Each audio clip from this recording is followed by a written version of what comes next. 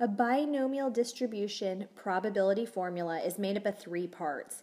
The first part deals with the concept of combinations. It's the number of ways that something can happen. So take question 1A, for example. What if we're interested in the number of ways that you can get one right answer on a 3-question test? So our fixed number of trials is n, and our number of successes is 1. The problem here is you could draw a tree and, start with true, false for the first question, and based on that, then you would have true, false for the second question, and then for the third, but it goes on and your tree gets really big. So I just kind of summarized the tree here. We are interested in one right answer. So for example, true was the first, or true was the second, or true was the third question only, and then the rest were not correct. So in this case, we can look and see that there are 3 ways to get one right answer, one true answer on a 3-question true-false test. And then what happens, though, is drawing this tree can get really outrageous. So instead, we have a formula that could have told us that there were 3 ways to get just one right answer.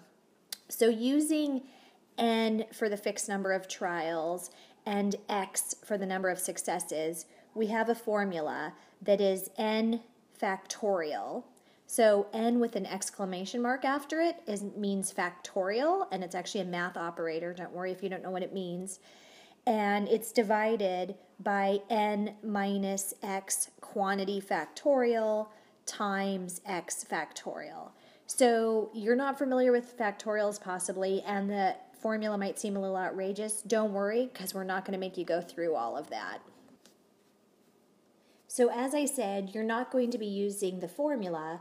Instead, we're expecting that you're going to use a button on your calculator. And if you don't know where it is, you might need to ask somebody for some help on where to find it and how to use it on your calculator.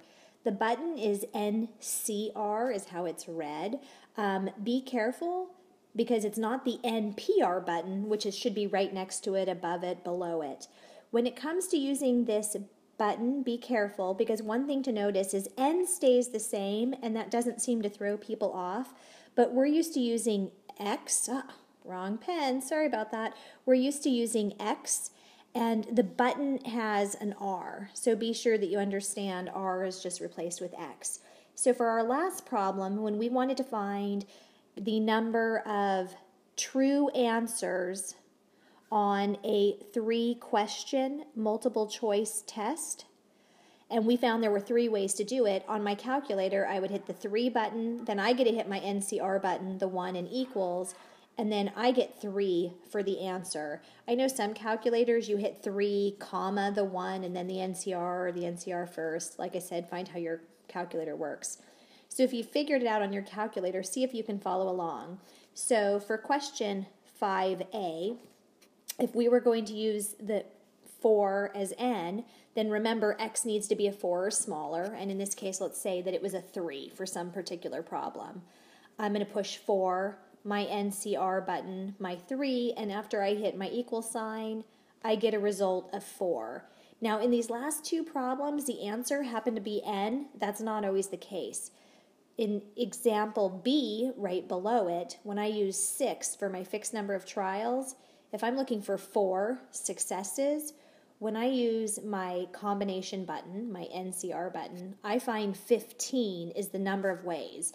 This means if I had 6 people line up and 4 of them had a red shirt on, there's 15 different ways those 6 people could all line up with exactly 4 of them wearing a red shirt.